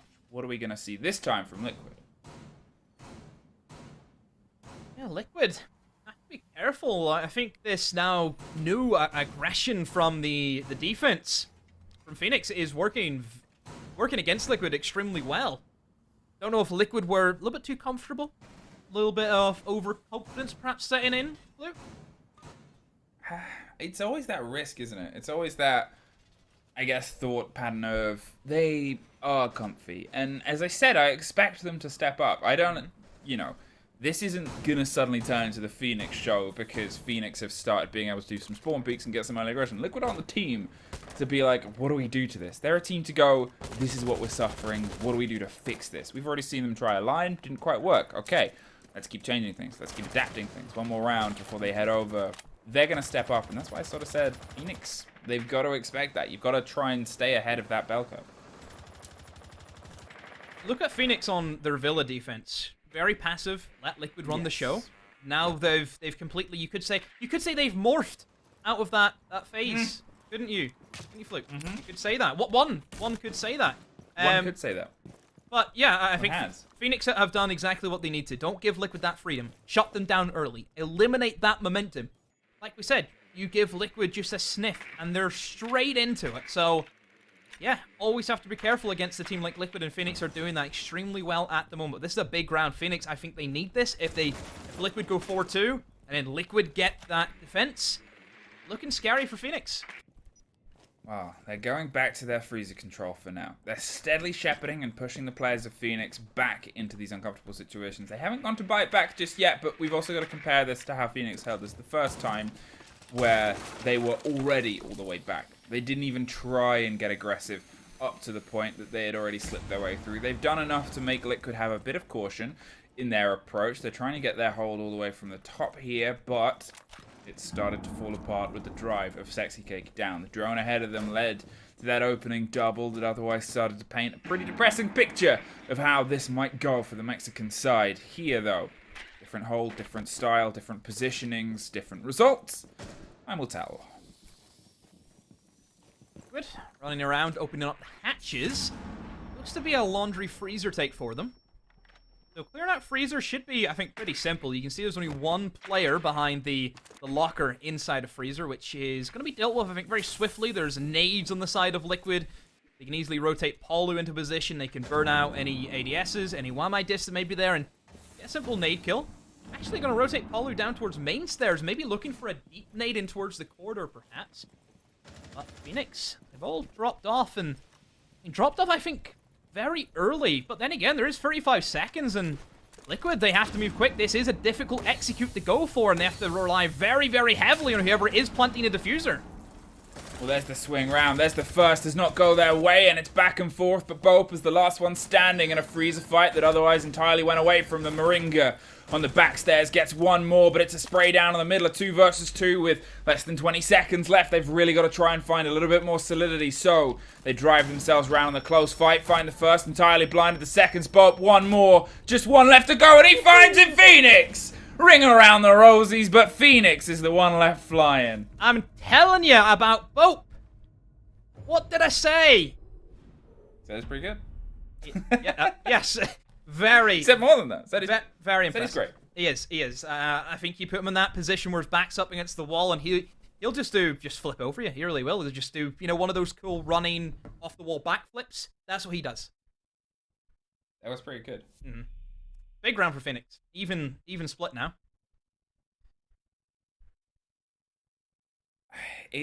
Okay. We can't not talk about the fact that obviously. There it is. It was so aggressive. It was so well put up. The difference there was threaded from the beginning, where the fight went towards Bope inside freezer. You can see how much it means to the team. They've clawed themselves back to even half. They were on even before. It's a different sort of turn of phrase. They took their first attack previously. If they can do that here, on their map that's away from them, on the last map, their last chance, get a seat at the Mexico Major. Well, now's the time. Here we go. Fenix on the attack, Liquid on the defense. Liquid operator selections. I see a Legion be brought in. An operator that we don't see all too often. Mostly because there's better, I think, operators who have much more of an impact. Legion's impact on a game is, it's not the biggest, his gadget isn't the flashiest, but it's very helpful in many situations. I see Legion be used much more like a proximity alarm in many occasions. Where you place them on a stairway, if it goes off, then you know exactly where they are. That's going to help a lot if you're a roaming Legion. Yeah, if you're roaming, you're by yourself. You're always going to be sitting there and worrying, okay, which way is the enemy coming from? Those Legion mines are essentially your teammates. They're going to alert you to the direction that you're getting pushed in. So in this aspect that Nesk is trying to pursue, yeah, it's going to be a strong operator. Now, we've seen, obviously, then Liquid playing a bit of that kind of everywhere defense. They did it on Villa, where they made sure that they had a bit of a hold, a finger in every single defensive possibility in Pi. Here they're doing very much the same. They obviously have the chance to swing up and get some protection, but if it's red, there are these isolating plays and positions, they might be able to be punished sooner rather than later. Sure, all of this infrastructure is in place for the later push, but Nesk is really attributing himself inside attic here. Moringa is waiting for the swing round through the corridor with Parley not too far away, and here it is. Luxor is able to get that pinch from around the backside. There wasn't anyone able to really offer that support to Nesk. Liquid losing that early engagement was something that they struggled with a little bit on Villa. Not to the extent where they were losing, a handful of rounds, but definitely a cause for caution, I think, for Liquid is, Nesk, don't get these constant opening deaths. If he's struggling on the roam game, maybe switch it up. Send Moringa out, send Polio out perhaps, and see what you can really do with a different player being up there. So, Liquid losing that first engagement gives Fenix a little bit of breathing room, and I think with a minute to go, it's a great pick to have. Looks as if they're setting up for the Laundry and Freezer, very similar to what Liquid went for prior. Just hope that Fenix can execute a little bit better than Liquid. Obviously, Liquid struggling just a tad in the closing final seconds, but still a good effort from them. But Fenix in a good position, have Freezer, and now it's all about executing in towards that Laundry. Moringa is trying to hold in to the best of the ability. If anyone's going to be able to keep it cool, it's the man that always is waiting for this approach to come around. The C4 still in pocket. We've seen them sort of throw them and preempt the chance of a push, but as they're balancing out their utility game that was driven so well on their attack, they're a bit concerned by the grenades that are coming through on their defense. They're suffering. Sexy Cake pops round, finds the first, the C4 finds the second, and Freezer becomes theirs. That makes things very dangerous and dicey because you suddenly lose any extension or ankle hold, and it's an easy pickup from the three various angles. Liquid lock it down in the final 10. Very difficult execute, which is the issue I feel that some teams kind of run themselves into with the Laundry and Freezer. It looks very appealing, just how easy you can gain Freezer control. You open up the hatch inside a server, you get a couple of nades, anyone in Freezer, they're gone. But it's the execute. There's no real safe way that you can, face check the corridors, face check in towards the rotations, and even challenging onto a single player inside of the closet. It's very, very difficult. It's just take your pick. That's the contrasting differences between a blue take and a Laundry take is it's kind of flipped. Blue is very difficult to gain control of, but very easy to execute. You have some great cutoffs if you have control of elbow. Whereas Freezer, like I said, just very easy, but then in the late stage, very difficult to execute onto. I think that's it as well, is you put a lot of eggs in the basket of hope in that situation. You don't really offer yourself any adaptation. Sometimes what you'll see, and actually kind of commonly in other regions especially, is they'll go for a push like that, but they'll have one buddy on E-Box or one buddy trying to offer a little bit more direct counter. So when the push starts to come through, if it fails from the other side, you have this almost plan B. Didn't we see that from Liquid? Who was it that pushed down the back in the final attack for Liquid? Didn't they have somebody push down the back? Moringa? Yeah. So, there you go. Proves the theory that they have somebody adding a little bit of pressure. And that little bit of pressure is sometimes enough to topple everything. That's it. And you need something. You need that little bit, because you try and strong arm your way into a site that is so directed, you lose one part of that. You lose one factor of that, and the entire thing falls apart. It's not that you can't really try and piece things together and go for a plan B or a plan C on that adaptation. Suddenly plan A has failed and it's abort, retreat, or dive in, let's see if we can salvage this. There's not really from that moment a plan apart from we've just got to try and kill everybody. And that is, sure, for some teams, plan A, go kill. Plan B, also go kill. But it's not a plan. It's a last resort, and you don't want to have that as your only option in what is a very tough site. So Liquid moving on to their kids' defense, and already Nesk has been found once again. Nice. Oh, not afraid to get the Dirty with the opening kills, especially from a support player. Not something that you expect, but again, Nesk, another opening death.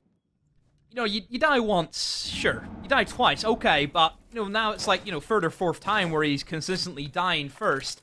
That's not a coincidence anymore, that's consistency. Yeah, and I think that's, you know, one of those worries that I highlighted coming into this was a fantastic player. He's having a bit of a rough tournament so far, hasn't quite been able to find his groove. I mean, Sexy Cake, to be fair, has had an absolutely outstanding day so far. For a player that, again, wasn't quite in their groove, had only managed a handful of plants, which, again, when you're talking about these, you know, S-class tier players with so much history and skill behind them, an average day at the office seems worse than it is. But it's because you're so used to them Expectations and standards. Yeah. You're so used to them being outstanding. You're so used to them being above and beyond. Yep. They're waiting for the run out here. Waiting for a bit of intel. Waiting for the pressure and them to try and reclaim the diffuser. Hoping to hear a bit of the angle. They're dicing a dangerous game, and with only 30 seconds left, it's kind of curious what the play is going to be here. They've both doubled down inside. They're pre-firing over the top there. There's Trophy still locked, but can they swing round? Parley with the cover. Another canister pops off. They slip away with the diffuser. No, they don't. They actually go for the fight on the top of White. The attempt on the knife and the bait round the corner. The grenade is about to come through now. Goes too far. The shotgun's able to move back in. Doesn't quite get the catch, though. It's Sexy Cake with the impacts. Doubles down. Drops one. Goes for the spray. Finds it! Gotta catch them all. Sexy Cake. What a play. What a round from this man. First of all, just to give everyone just a little bit of understanding of what happened that round, because you're probably thinking, you know, why are they pushing in?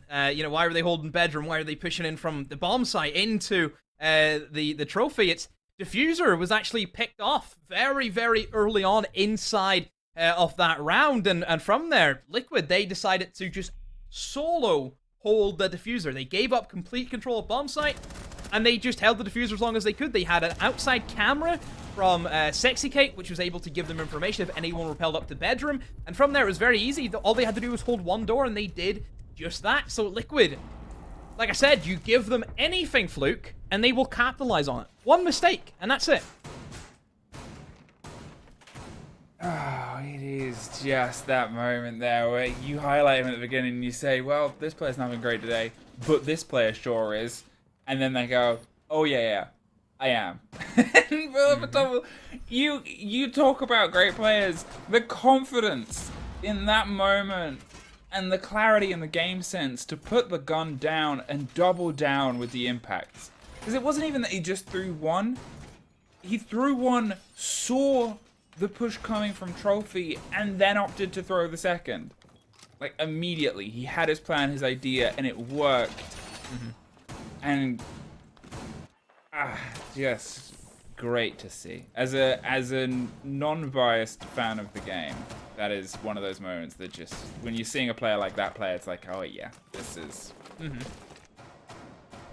It is good that neither one of us are casting, you know, teams that we'd be biased towards. I mean, I'm not biased, of course I'm not. So I don't know where people get that illusion from. Not in this region. No. I mean, I'm a, you know, bit of a favourite to the old Team 1, to be fair. This is the point where you're supposed to say, no, I'm not. Oh, sorry. Oh dear. You've only got and done it. Hopefully I'm not casting Team 1 tomorrow. Let's find out. Fenix. 5-3. Liquid have been able to, yet again on the turn of the half, put down a doubling of rounds, put themselves 2 rounds ahead. That gap has unfortunately grown a little bit wider, but you were more successful in your attacks here. You're pushing their tertiary site. You're seeing if you can get a bit of a lockdown, but they're still fully extended. They're happy to have a bit of a looser hold here on Attic. The pressure comes towards Nesk, who actually finds success, doubles down, goes for the triple! Made up for a couple of early deaths the past 2 rounds. Almost killed Parley there, but he lets him live. Outrageous. Outrageous behavior from Nesk. It's that simple. It is that simple for this man to do that. Fenix, more or less, have just, this round's pretty much chucked. Unless Luxor can pull off the best play of his career, this is going to be a 6-3-2 Liquid. You see everyone Liquid are charging at him, Fluke. Everyone wants this man dead, and he will find him dead. A flawless round for Liquid. But yeah, that round was over as quick as you could blink. I think, okay, and then we talk about Nesk being able to punish them in that situation. I think one of the things that we saw on Villa that we said was Liquid was struggling to work out where the start of the push was coming from Phoenix. They were struggling to sort of piece together, okay, this is who the first engagement's going to be. This is where it's going to be happening, and this is why. Because they were everywhere. Here, Nesk has consistently been in the opening engagement, which shows they're a lot more aware of the game that's being played here. But it's working against them. I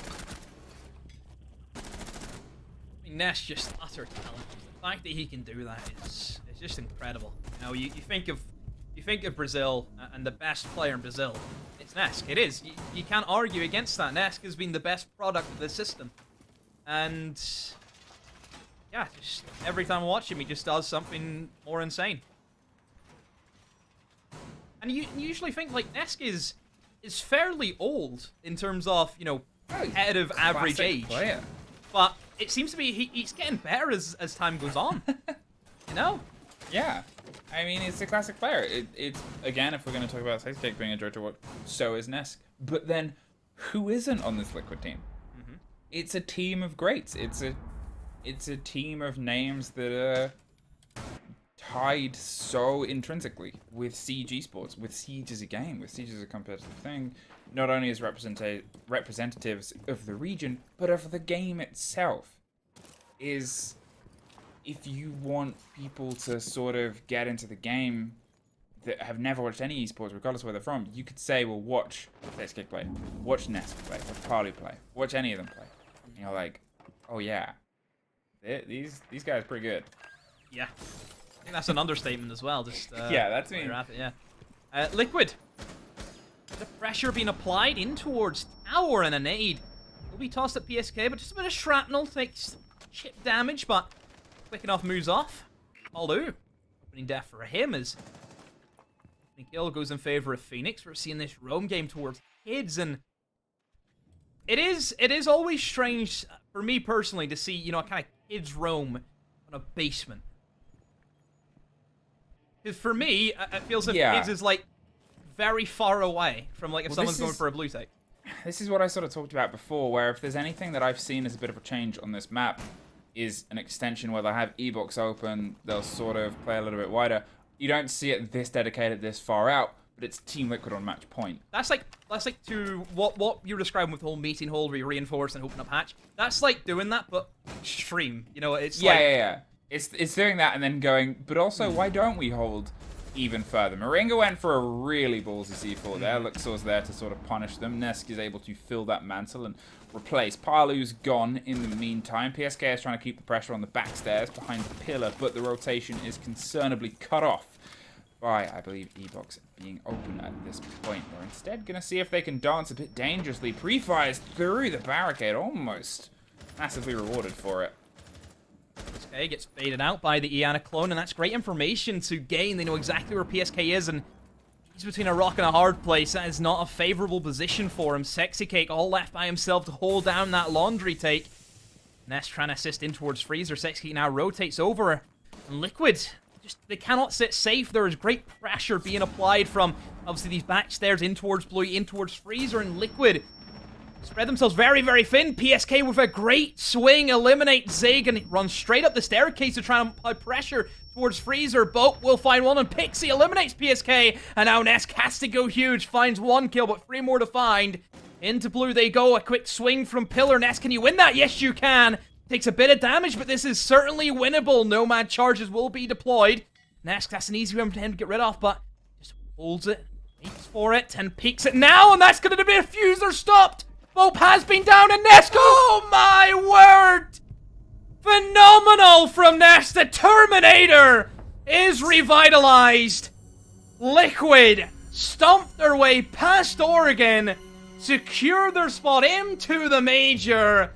Liquid untouchable in Oregon. 7 kills, 2 rounds. Hey, friend, imaginary friend we made up earlier who's never watched Siege before. You want to watch a world-class player? Yeah. What an end to a map. Twice Liquid found their pace. Twice they locked themselves in the second half of those maps. One more team added to the Mexico Major. One more flag. It's going to be waved with that standard and familiar Brazilian etch on it, but what a team. Liquid came to play as expected. Big moments, the big players step up, and that's exactly what's just happened with Ness. So yeah, Liquid into the major they go. Commiserations to Fenix, who should be so proud of what they've accomplished. They may not have been able to topple the big giant of Liquid, but hey, they managed to get this position in the first place, which is, I think, great for them as a team, and I really hope this team has learned a lot from this competition, and hopefully we see them come back even stronger next time. I have no doubt. I have no doubt that we will see. I think it's always worth considering that the team that they just went up against and some of the teams that they've played were some of the ones that made the biggest impact at SI, the first international in a very long period of time. And sure, they fall at the final hurdle, but it's the first time they've been at this hurdle, at this level, and I doubt it will be the last. Before we get too deep into that though, hey, let's go find Riley! Isn't it good to be back, and good to see Fenix? That's what I wanted to say as well. Good to see Fenix really give a good account of themselves. I think they can walk away from this with their head held high. You know, they've come up against the best teams in the region. I mean, arguably the best teams in the world amongst their number, and have acquitted themselves marvelously. I think going up against Team Liquid was always going to be a big ask, and I think the fact that they did come in, they dug in, they did their best. You know, they gave a good account of themselves, but ultimately, you know, I mean, the way that match ended just goes to show the sort of stuff that they had to contend with their demo, because that was just magic, like pure magic from Team Liquid, who, as you mentioned before, they came to get it done. You know, after some wobbles in the group period, they came here to gain the spot in the August Major that I guess they probably considered rightfully theirs. Yeah. And with a really convincing performance across both maps, they've done really well. I think everyone kind of rightfully thought that, yeah, that, you know, Liquid should be there at the end of the day. And yeah, Liquid comes in, get the job done. I think very convincing. 7-3, 7-3 is always a comfortable scoreline, in my opinion. But Nesk, you know, just really showcased. And I think for Fenix going away from this, there were rounds that they should be proud of. I think there was rounds that they definitely could have won and maybe should have won at times, but that just shows that there's room for improvement. If that team can improve in those mistakes, who knows? Who knows what they could do? A lot of potential. Absolutely. It looks like we've got our interview ready here with Palu, who's going to be able to come in and have a chat with us about what we've just seen. Again, if you've just joined us, 7-3, 7-3 to Liquid against Fenix here. Let's bring Palu in and have a chat. And, well, first of all, congratulations. Must be a big relief here to have got your position here at the Major. Talk us through the matches and going up against Fenix, who certainly, you know, at points, they made you work for it. What you said in the final, I didn't understand the last question. Sorry, in the Fenix certainly made you work for it towards the end there. They really did give a good account of themselves, but obviously you'd be very happy to come away with the win. Yeah, we knew like some of the plays that they used against Team 1 on the last play day. Then we kind of made some counters, but they played a really different some rounds, and we didn't know exactly what they were doing. So sometimes we got kind of lost, you know. But like Villa, they were like, I think it's the strongest map from them, so they were really confident on it. But as I said on my last interview that I had here on BR6, we are working a lot on our Villa, and it's going to be one of our strongest maps. And I think they saw that we aren't playing it like, and we ban a lot it, so they were expecting an easy game, and we made some counters watching their old VODs, and like it was kind of, not saying easy, but we knew what was going to happen, you know.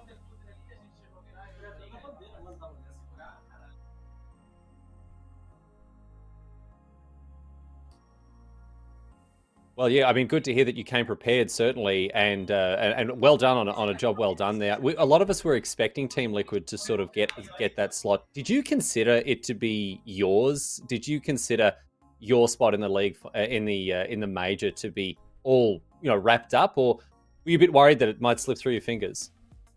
No, we got a little scared like when we lost to Furia. Like we were playing really part. Like not saying that like NIP, we always had like great matches against them, but the way we lose the match, like the communication was really poor. Like we weren't like understanding ourselves. It was like we were playing by each one by themselves, By so we worked on that on the last matches, and I think it worked well. Paulo, quick question from myself, and it's just on the basis of Sexy Cake today. Massive performance from him.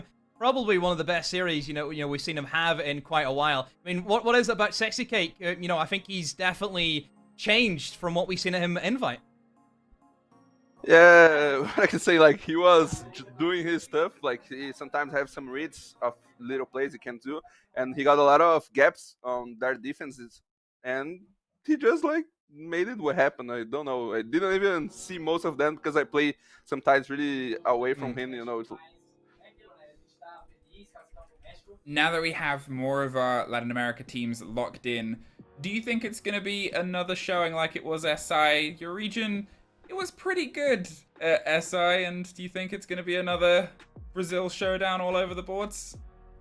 I think so. Like the SSG is going to be a great contender. I don't know the exactly word, like, but they are contender. Really yeah, you're right. Yeah, no, it's perfect. Yeah. They are coming really stronger right now with Hot and Cold, and I think we need to watch them a lot. And like the others, like BDS and Pyre, always coming strong to these events. We should be watching them a lot. And that's that.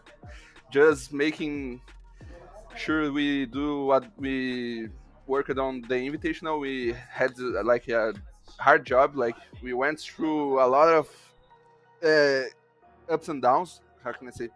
And we know what we need to do. Like Brazilian is like showing to the world, I think right now, that they are a great potential on Rainbow Six, and we have a lot more to show. Another Latin America final? Maybe. Let's see. Yeah. Well, we're looking forward to seeing it, mate. And look, thank you for joining us. Best of luck tomorrow during the final playoffs. And then, of course, we're looking forward to seeing you at the major. Thanks for joining us, Paulo. Thank you very much. And, of course, go by the AC, guys. Thank you. See you. Oh, well, before our producer Simon could cut off that little plug there at the end like he did last week, of course, inexcusable from him. But, hey, a little bit better across the line.